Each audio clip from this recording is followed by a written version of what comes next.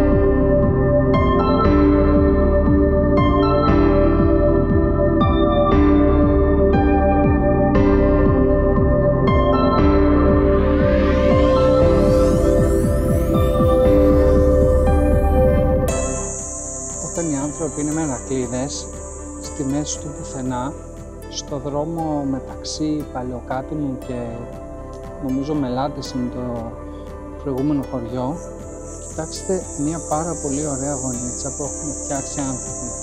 Έχει το εκκλησάκι, πάρα πολύ ωραία λουλούδια και ένα ωραίο βρυσάκι για να πιείς νερό.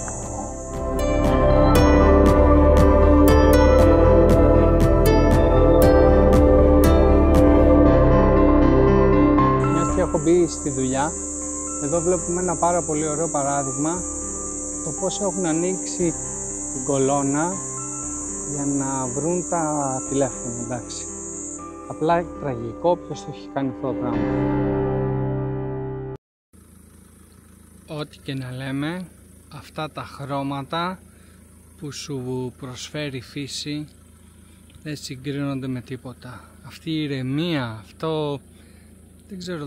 Δεν ξέρω τι να πω. Είναι απίστευτο, δηλαδή αυτή τη στιγμή δεν θα την άλλαζα με τίποτα.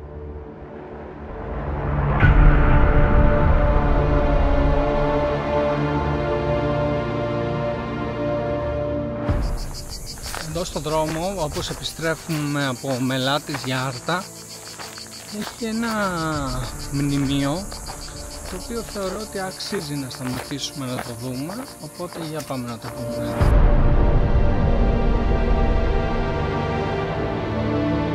Είναι ένα μνημείο το οποίο λέει τιμή και δόξα στους μαχητές και τις μαχήτριες του αρχηγείου Τζουμέρικων.